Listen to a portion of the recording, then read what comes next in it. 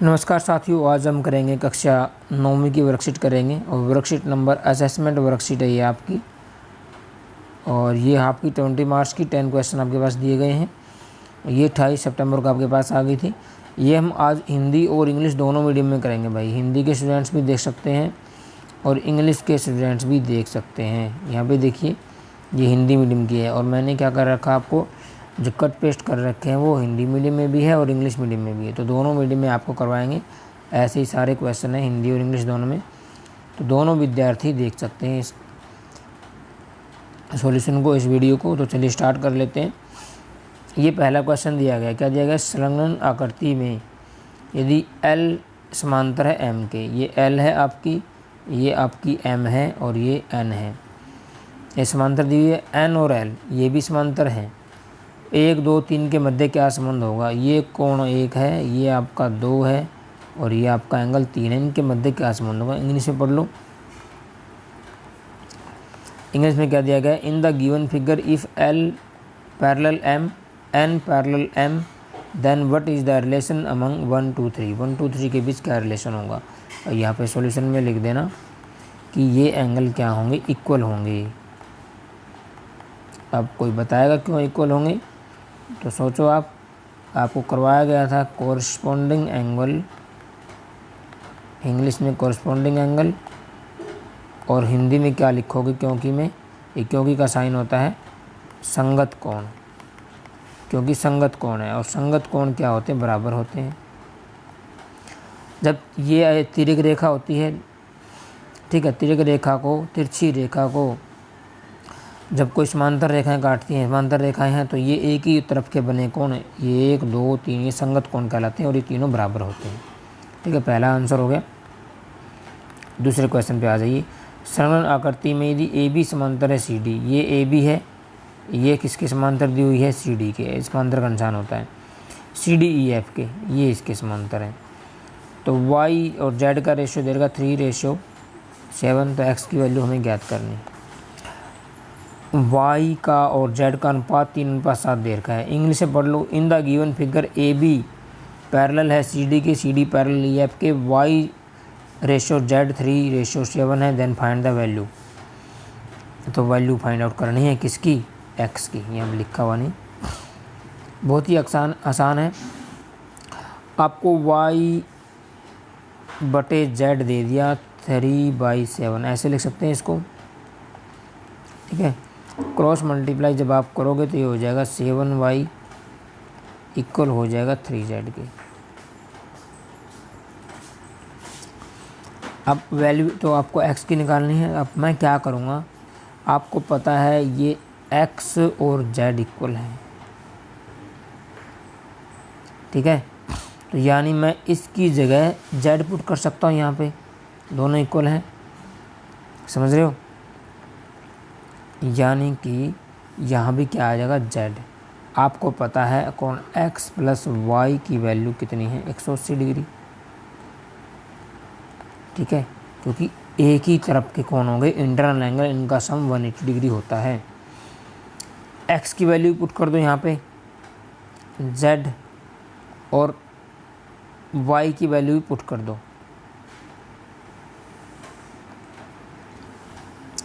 अब x और z क्यों इक्वल होंगे, ये आपको पता है, ये आपके ये अल्टरनेट एंगल होते हैं, एकांतर कोण जिसको आप बोलते हो। ठीक है, तो यहाँ पे मैं z रख दिया, y की वैल्यू भी निकाल लो। यहाँ से y की वैल्यू निकालोगे 3z/7 आ जाएगी, तो 3z/7 is equal to 180 degree. और यहाँ पे आप देख सकते हो 7 एलसीएम आ जाएगा, तो 7z इधर 3z और इधर 7 इधर मल्टीप्लाई हो जाएगा। इकट्ठा एलसीएम आप ले सकते हो, मैं इकट्ठा एलसीएम ले रहा हूँ 7z इधर 3z इधर कितना हो जाएगा 180 इंटू में 7z 3z हो जाएगा 10z is equal to 180 degree into में 7। z की वैल्यू आपको निकालनी है 180 डिग्री इंटू में 7 डिवाइड बाई 10 हो जाएगा। 0 से 0 कैंसिल, 18 7 कितना होता है 126 डिग्री। तो z की वैल्यू आ गई। हमें तो x की निकालनी, x और z दोनों इक्वल हैं, तो x की वैल्यू भी कितनी हो जाएगी दोस्तों 126 डिग्री आपका आंसर हो जाएगा।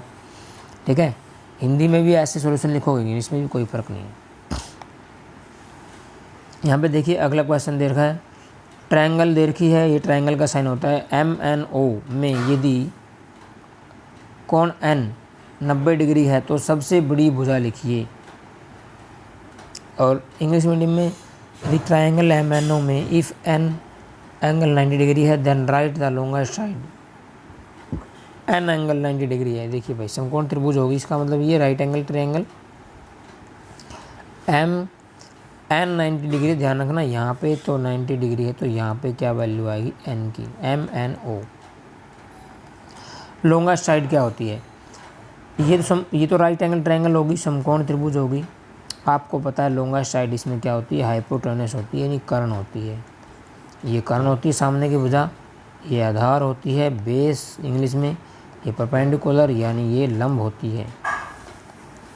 और वैसे भी ध्यान रखना जो लॉन्गेस्ट साइड होगी वो लॉन्गेस्ट एंगल के बिल्कुल सामने होगी। देखो ये लॉन्गेस्ट एंगल है, इसके सामने लॉन्गेस्ट एंगल ही है, क्योंकि ये 180 डिग्री होता है तीनों कोणों का योग, तो ये बाकी कितने के आ जाएंगे, छोटे रहेंगे। ये लॉन्गेस्ट एंगल तो यही हो गया, तो इसके सामने की भुजा सबसे बड़ी भुजा क्या हो जाएगी, MO आपका आंसर हो जाएगा। नेक्स्ट क्वेश्चन है, यदि रेखाएं PQ RS एक दूसरे को बिंदु O पर काटती हों, प्रतिच्छेद का मतलब होता है काटना, तो POR ROQ का रेशो दे रखा है, तो सभी कोण ज्ञात कीजिए। PQ तथा RS एक दूसरे को O पर काटती हों, देखिए भाई ये मान लेते हैं आपकी PQ है, एक बार इंग्लिश मीडियम पढ़ लो।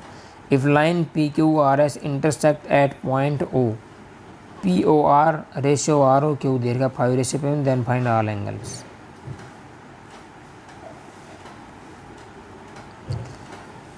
PQ ये मान लेते हैं आपकी PQ है,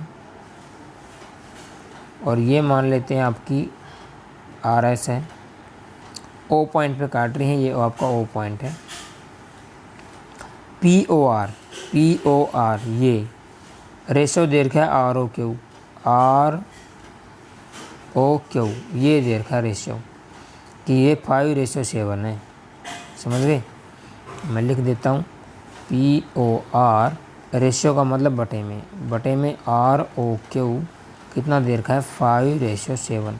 देखिए बार बार मैं POR ROQ नहीं लिखूँगा, इसको मान लेता हूँ एंगल 1, इसको मान लेता हूँ एंगल 2, सारे एंगल निकालने हैं, इसको मान लेता हूँ 3, इसको मान लेता हूँ एंगल 4। तो ये एंगल 1/2 का रेशो दिया है 5:7, क्रॉस मल्टीप्लाई कर लो कितना आ जाएगा,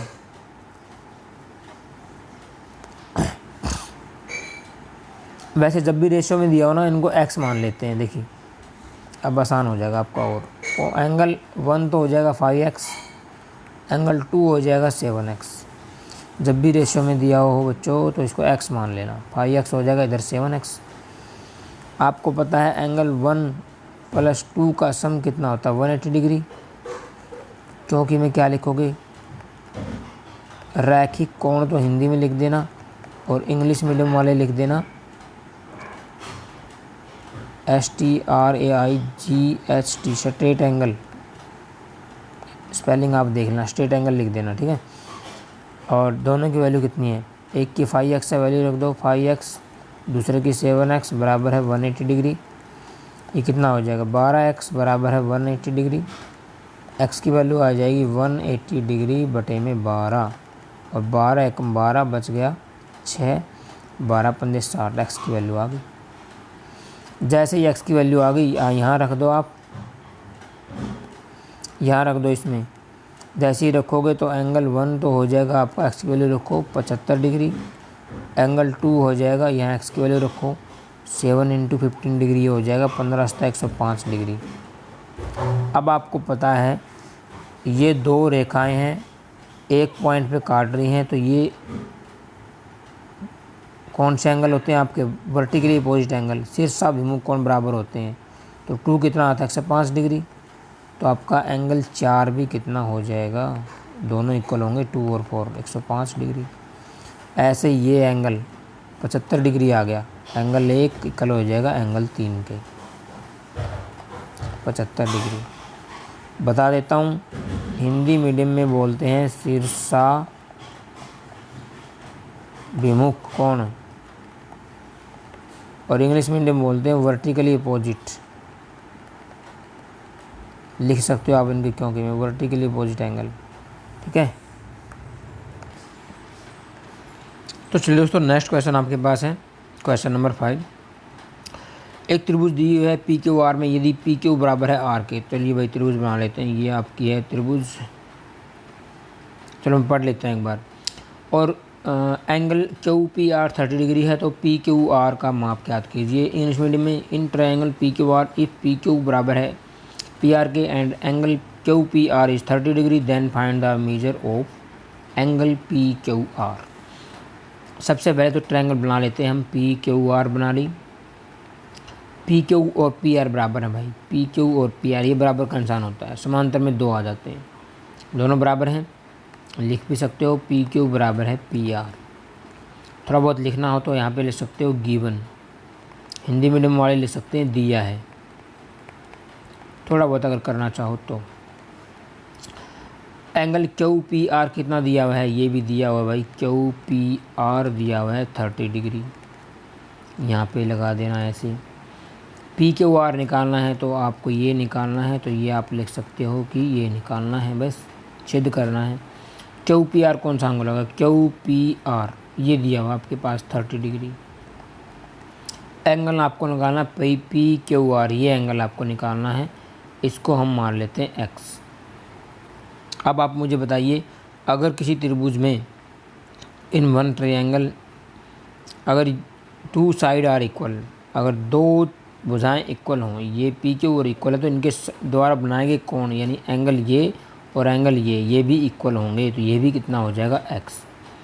अब आपको पता है इंटरनल एंगल का सम कितना होता है, 1 मिनट रुक जाइए।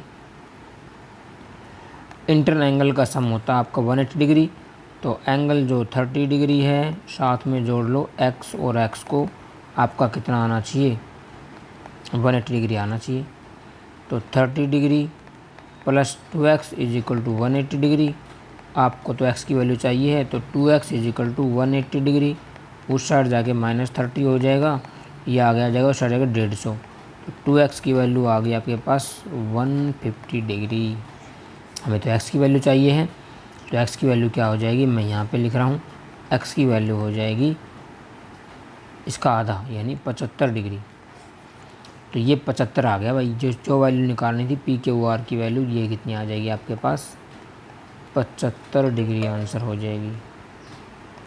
ठीक है साथियों, तो 75 डिग्री आपका आंसर हो जाएगा।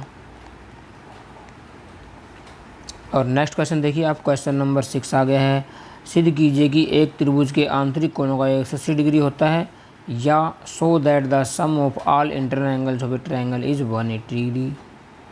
चलिए भाई इसको ही प्रूव कर लेते हैं, बहुत ही आसान है। ये हमने कोई ट्रायंगल मान ली ABC, ठीक है। अब इसमें मान लेते हैं ये एंगल आपका 1 है, ये आपका 2 है, ये आपका 3 है, ठीक है। ये ट्रायंगल मान ली। अब हमें क्या प्रूव करना है, यहाँ पे लिख भी सकते हैं टू प्रूव, और हिंदी मीडियम वाले लिख सकते हैं सिद्ध करना है। सिद्ध करना है एंगल 1, एंगल 2, एंगल 3 का सम कितना होगा 180 डिग्री, ये प्रूव करना है, ये लिख सकते हो आप। अब हम क्या कर लेंगे, एक लाइन मानेंगे, इसमें सपोज करना पड़ेगा, यहाँ पे लिखना पड़ेगा, यहाँ पे कंस्ट्रक्शन में लिखना पड़ेगा। कंस्ट्रक्शन में क्या करोगे कि हमने BC जो खींच रहे हो वो लिखो। ये मान लेते हैं हम, ये मान लेते हैं लाइन आपकी DE है। हम क्या करेंगे, DE parallel BC, we draw आगे लिख देना, वी ड्रो या DE पैरेलल BC खींचा। हिंदी मीडियम वाले ऐसे लिख सकते हैं, और इंग्लिश मीडियम वाले लिख देना आगे ड्रा। ड्रा का मतलब खींचना। अब मुझे बताएंगे आप, ये एंगल आपका हो जाएगा, ये एंगल मान लेते हैं 4 है, और ये एंगल मान लेते हैं 5 है। वैसे एक बात सोचिए आप, ये स्ट्रेट एंगल हो गया ये वाला, तो आपको पता है कि 1 + 4 + 5 की वैल्यू कितनी होगी, 180 डिग्री। आप यहाँ पे लिख सकते हो क्योंकि में रैखिक कोण हिंदी में लिख देना और इंग्लिश मीडियम वाले लिख देना क्योंकि में स्ट्रेट एंगल। स्ट्रेट एंगल लिख सकते हो या लीनियर पेयर एंगल भी लिख सकते हो, लीनियर पेयर एंगल लिख देना। तो ये पूरा 180 डिग्री हो गया। अब मुझे बताइए एंगल 3 और 4 इक्वल नहीं होगी, अल्टरनेट एंगल। एंगल 3 = 4 हो जाएगा और 2 = 5 हो जाएगा। दोनों का क्योंकि आ जाएगा अल्टरनेट एंगल, या हिंदी में लिख सकते हो एकांतर कोण है। ठीक है, एकांतर कोण, हिंदी मीडियम वाले एकांतर कोण इसलिए इक्वल हो जाएंगे। अब यहाँ पे आप वैल्यू रख दो। ठीक है, कहाँ पे, यहाँ पे 3 की जगह, ये इक्वेशन नंबर आपकी 1 है, यहाँ पे वैल्यू रख दो। एंगल 1 4 की जगह 3 रख सकते हो, दोनों इक्वल है। 5 की जगह क्या रख सकते हो, यहाँ पे 2 = 180 डिग्री। ठीक है, आपको क्या प्रूव करना था, ये तो प्रूव करना था, बस इनको लाइन में लिख लो। एंगल 1 है ये, एंगल 1, एंगल 2, एंगल 3 का सम कितना हो गया, 180 डिग्री। यहाँ पे आपने प्रूव कर दिया। यहाँ पे प्रूव्ड लिख देना और हिंदी मीडियम वाले लिख देना संस्कृत का शब्द इति सिद्धम, यह हमने सिद्ध कर दिया। ठीक है, ये हमें प्रूव करना बहुत ही आसान है। आगे देखिए क्वेश्चन नंबर आ गया आपके पास 7। ABC ट्रायंगल दी है, AB = AC है and P and Q are points on AB and AC respectively such that AP = AQ, prove that CP = BQ। इधर पढ़ लेते हैं। त्रिभुज ABC है जिसमें AB बराबर है AC। अब साथ साथ बना भी लेते हैं पढ़ने के साथ साथ। ये कोई त्रिभुज ABC है। आप अगर पिक्चर भी ड्रॉ करो तो भी 1-2 नंबर मिल जाता आपको। 1 नंबर AB AC के इक्वल है। लो भाई यहाँ पे लिख भी देना AB इक्वल है AC के। P और Q ऐसे 2 बिंदु हैं जो क्रमशः AB और AC पर हैं। AB पर क्या है, P है और AC पर आपका Q है। इस पे Q बिंदु है। AP बराबर AQ है, AP बराबर AQ है, यानी ये आपने क्या लिया, P बिंदु, यहाँ पे ले लिया आपने कोई Q बिंदु। AP बराबर AQ दिया है, ये भुजा और ये भुजा बराबर है। ठीक है, अब आपको क्या प्रूव करना है, यहाँ पे लिख देना टू प्रूव, और आप सिद्ध करना लिख सकते हो हिंदी मीडियम वाले। सिद्ध करना है, मैं शॉर्ट फॉर्म में लिख रहा हूँ। सिद्ध करना है क्या, कि CP बराबर है BQ होगा। जो CP है आपका, CP कौन सा हो गया, ये, और बराबर होगा BQ के। ये और ये बराबर होगा, ये आपको प्रूव करना है। देखिए बहुत ही आसान है। हम ट्रायंगल ले लेते हैं, ये वाले ट्रायंगल ले लेते हैं। मैं अलग कलर से दर्शा रहा हूँ आपको। ये ट्रायंगल देखिए,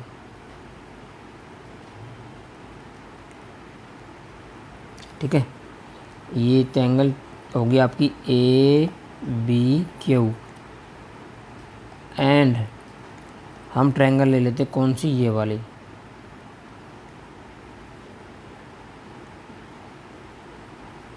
ठीक है, ये कौन सी ट्रायंगल हो जाएगी आपकी, ये हो जाएगी ट्रायंगल हो जाएगी APC।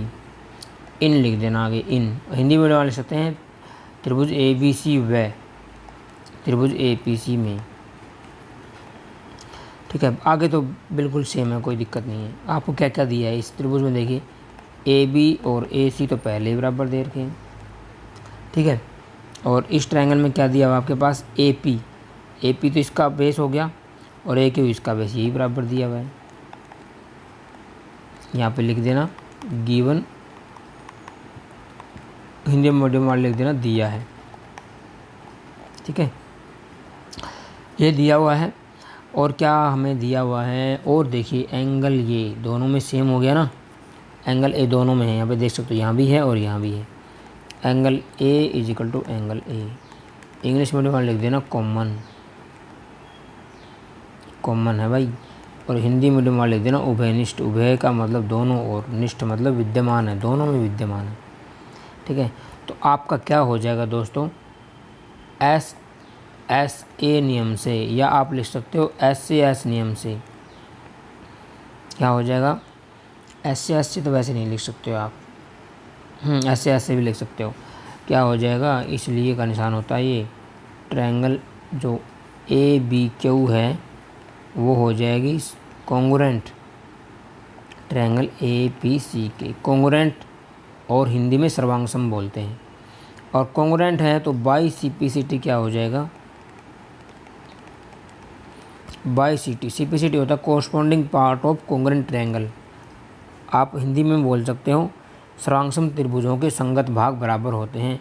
तो इसलिए जो प्रूव करना वो डायरेक्ट लिख दो, CP बराबर है BQ, बस ये भी प्रूव होगा और बस प्रूव कर दिया हमने। क्योंकि CP इस ट्रायंगल की पार्ट थी और BQ इस ट्रायंगल का पार्ट था, दोनों ये भी इक्वल होंगे, इनकी साइड है। कर दिया हमने क्वेश्चन को। अगला क्वेश्चन आ गया क्वेश्चन नंबर 8। संलग्न आकृति AB समांतर है CD, ये AB है, समांतर दिया है CD के, ठीक है भाई। CD समांतर EF, CD ये EF के समांतर है। EA लंब है EA, ये EA लंब है AB पर, ठीक बात है, ये 90 डिग्री दिया हुआ है। तथा BEF 55 डिग्री दिया हुआ है, ये आपका BEF ये angle 55 degree. X Y Z की वैल्यू निकालनी है, ये y है आपका, ये x है, और z कहाँ पे, ये रहा। ऐसे ही इंग्लिश मीडियम में in the adjacent figure AB समांतर CD समांतर EF, EA लंब AB पर, BEF दिया हुआ इतना, then find the value of, बस इंग्लिश में भी कुछ ज़्यादा नहीं है, इसको भी कर लेते हैं। देखिए कैसे सॉल्व करेंगे इसको, आपको निकालना है एंगल x y और z।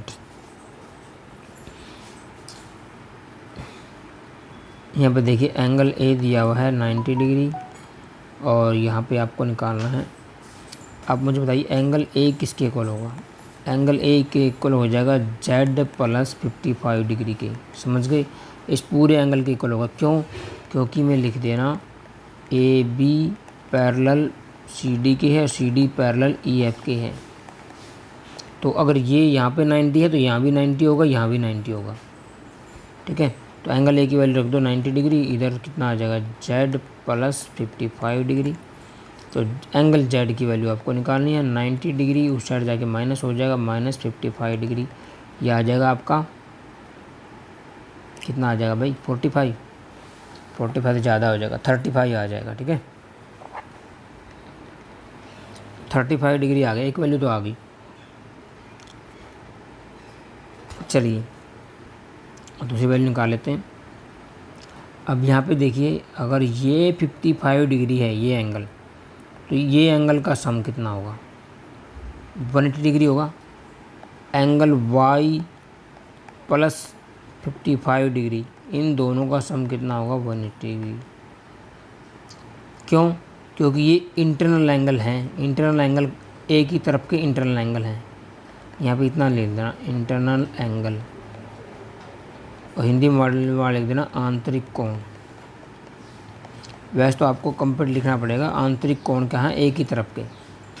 तो y की वैल्यू आ जाएगी 180 डिग्री माइनस 55 डिग्री, ये आ जाएगा 5, और यहाँ पे 7 इंच 5 गया 2, 125 डिग्री आपका आंसर हो जाएगा।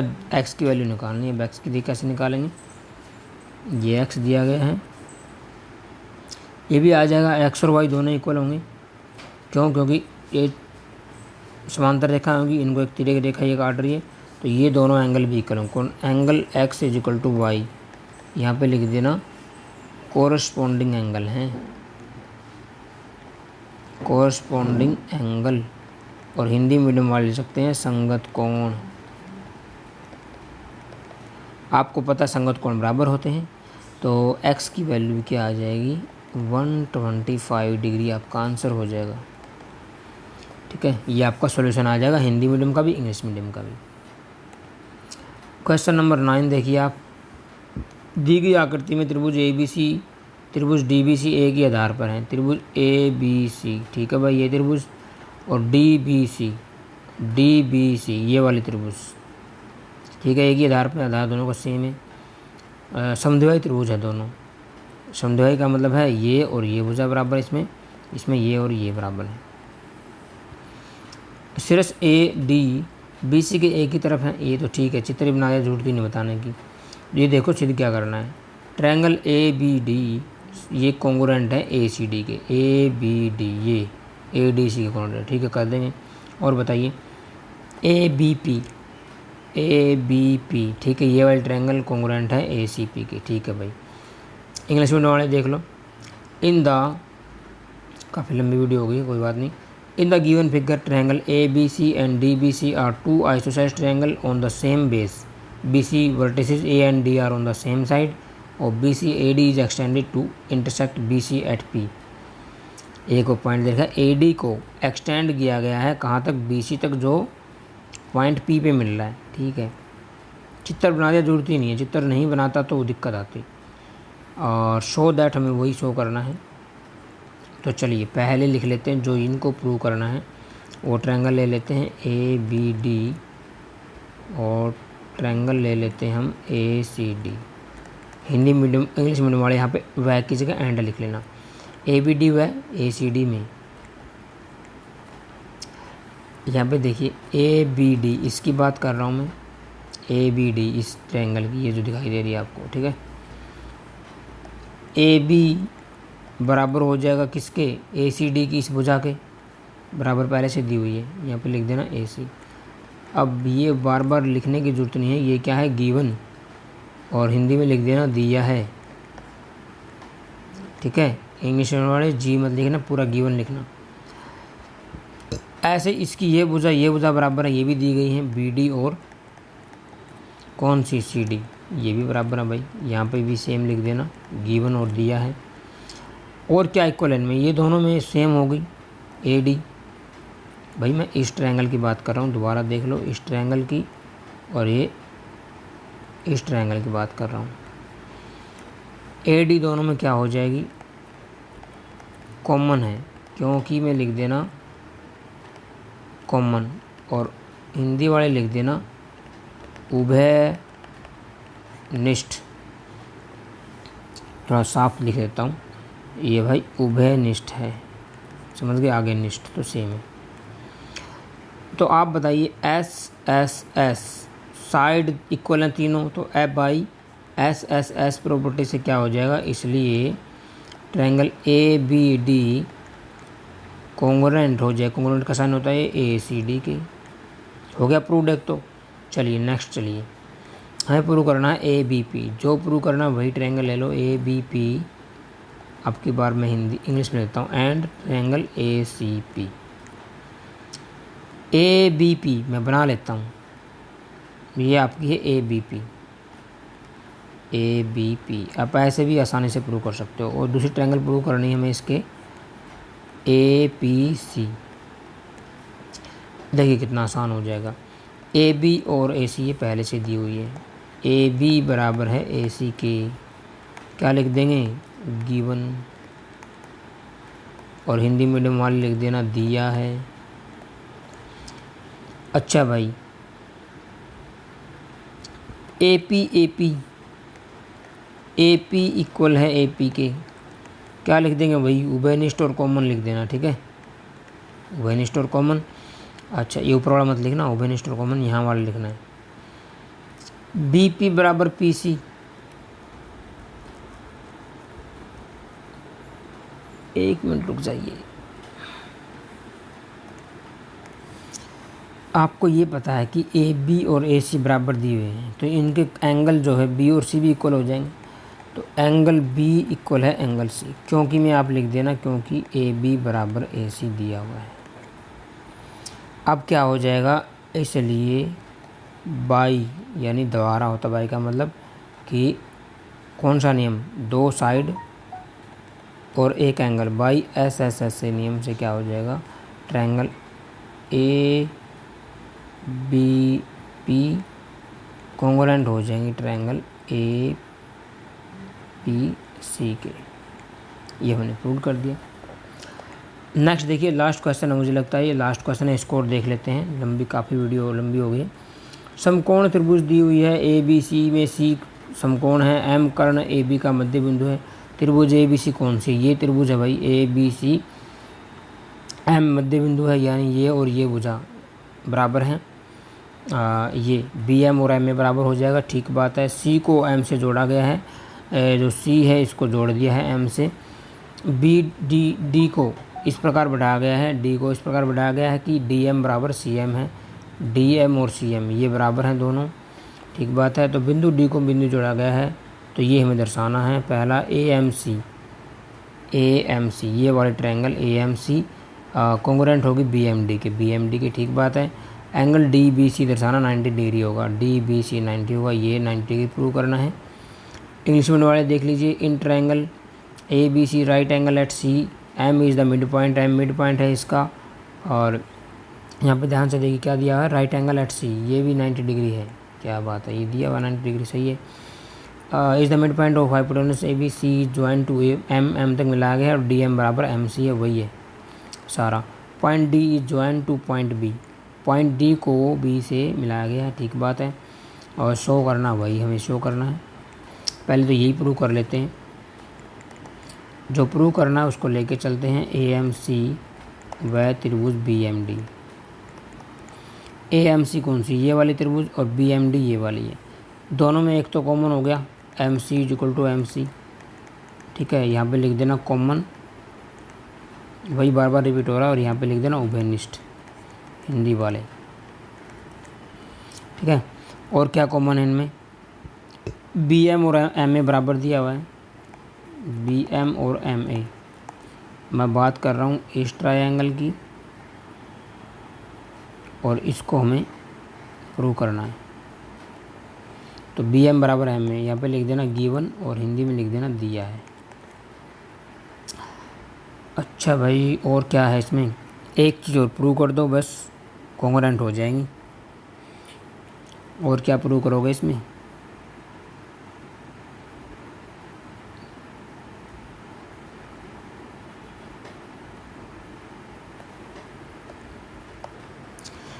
एक छोटी सी हमने गलती कर दी है, बी एम डी प्रूव करनी है, ये वाली प्रूव करनी है भाई।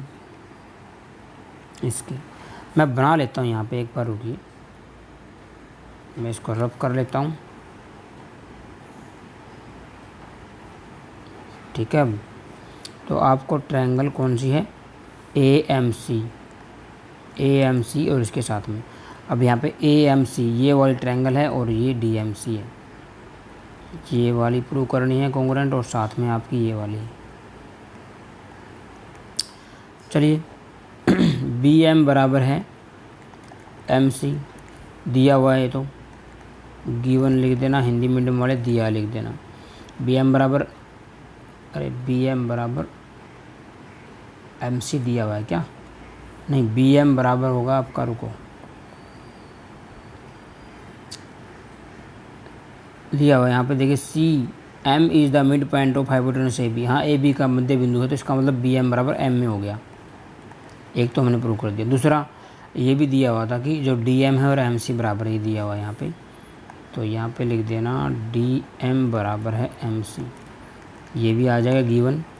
और क्या प्रूव करना है इसमें? एक चीज़ और प्रूव कर दो बस, अब हो जाएगा इसमें। आप यहाँ पे देखिए, ये जो डी सी है और ये ए बी एक दूसरे को काट रहे हैं, तो ये एंगल क्या हो जाएंगे? इक्वल हो जाएंगे। एंगल 1 और एंगल 2, 1 और 2 इक्वल हो जाएंगे, क्योंकि मैं लिख देना आप वर्टिकली अपोजिट हैं, वर्टिकली अपोजिट। और हिंदी मीडियम वाले क्या लिखेंगे? हिंदी मीडियम वाले लिख देना शीर्षाभिमुख कोण, ये बार बार रिपीट हो रहे हैं, आप इनको देख लो। शीर्षाभिमुख कोण, विमुख कोण, ठीक है। और इस प्रकार क्या हो जाएगा? एस नियम से क्या हो जाएगा? ट्रायंगल ए एम सी आपकी कॉन्ग्रुएंट हो जाएगी ट्रायंगल बी एम डी के। अब ध्यान से देखिए, अब कॉन्ग्रुएंट है तो ये एंगल भी इक्वल होंगे, एंगल 3 इक्वल हो जाएगा 4 के। अगला प्रूव करने जा रहा हूँ मैं ये वाला सेकंड। इसलिए क्या हो जाएगा, एंगल 3 = 4। भाई एंगल भी इक्वल होंगे, कॉन्ग्रुएंट है तो। और यहाँ पे हो जाएगा 5 और 6 एंगल इक्वल होंगे, एंगल 5 और 6 भी इक्वल होंगे। अब ये एंगल आपके क्या है, ये इंटीरियर एंगल भी है, जिनको आप बोलते हो अल्टरनेट एंगल है, और एकांतर कोण बोलते हैं हिंदी में। ठीक है, एकांतर कोण किनके मध्य होते हैं, समांतर रेखाओं के। इसलिए क्या हो जाएगा, बी डी पैरेलल हो जाएगा AC के। ठीक है, और ये इस पर अगर 90 डिग्री है, एंगल B तो दिया हुआ था ना 90 डिग्री है, DBC को 90 प्रूव करना था ना।